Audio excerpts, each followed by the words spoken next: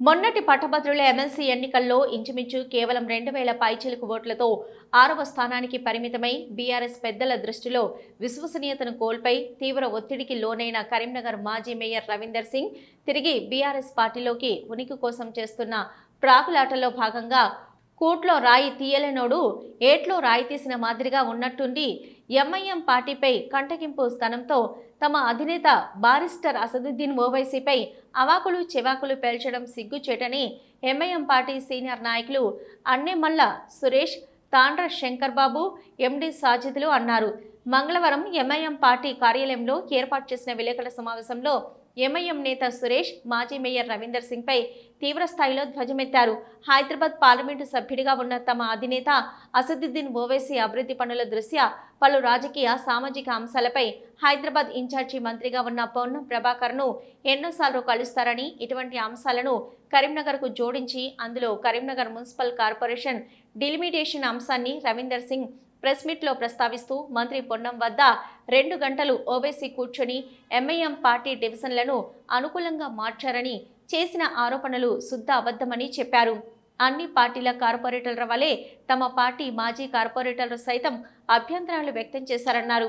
Delimitation ప్రక్రియ municipal commissioner, జిల్లా collector, సిడిఎంఏల పరిధిలోనిదని, రాజకీయ నాయకుల జోక్యం ఇందులో ప్రస్తుతం ఉందనుకుంటే గతంలో డివిజన్లలో చేసిన మార్పులు చేర్పులు కూడా అప్పుడున్న మీ బీఆర్ఎస్ ప్రభుత్వ పలుకుబడితోనే అనుకూలంగా చేసుకున్నట్లు సింగ్ ఒప్పుకున్నట్లేనా అని ప్రశ్నించారు. ప్రతి ప్రెస్ మీట్లో ఆడియో, వీడియో ఫోటోలను ఆధారాలతో యుక్తంగా చూపించే సింగ్ ఓవైసీ పొన్నంను కలిసిన ఆధారాలను ఎందుకు చూపించలేకపోయారని, దీనికి రవీందర్ సింగ్ ముక్కు నేలకు రాస్తారని ప్రశ్నించారు.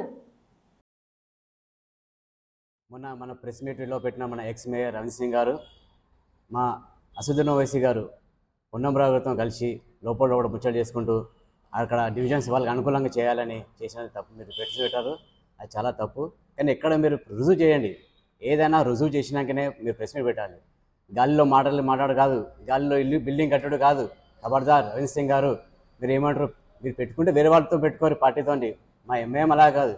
మీరు గతంలో 2014లో మీరు కరీంనగర్ మున్సిపల్ కార్పొరేషన్లో మేయర్గా ఉన్నప్పుడు మీకు మద్దతుగా ఉన్నది ఎవరు? మా పార్టీ కాల ఎంఐఎం పార్టీ కార్పొరేట్ సపోర్ట్ ఇవ్వలేదు మీకు. ప్రతి అభివృద్ధిలో మా ఎంఐఎం పార్టీ మీకు సపోర్ట్ ఇచ్చింది కానీ మీరు మేయర్గా ఉన్నప్పుడు. కానీ మీరు ఏం చేశారు? మా మీదనే అవాకులు చెవాకులు చేస్తున్నారా? ఇది కాదు. ఏదైనా గాలిలో మాటలు కాదు, రుజువు చేయాలి. ఎక్కడ కూడా మేము ఎవరితో కలలేదు.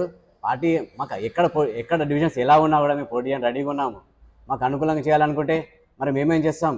మరి మున్సిపల్ కార్పొరేషన్ కమిషనర్ మేడం గారు ఎందుకున్నారు? కలెక్టర్ గారు ఎందుకున్నారు? సిడిఎంఏ గారు, చీఫ్ డైరెక్టర్ వాళ్ళు ఎందుకున్నారు? వాళ్ళంతా ఎంప్లాయీస్ ఎందుకున్నారు? వాళ్ళు పెట్టినట్టు అనుకూలంగానే మేము పోటీ చేస్తాం. కానీ మాకు అనుకూలంగా చేసుకుంటే మరి ఈ వ్యవస్థ ఎందుకు ఇదంతా? ఖబర్దార్ రవీందర్ సింగ్ గారు, ఏదైనా కానీ రుజువుతో మీరు ముందుకు రండి.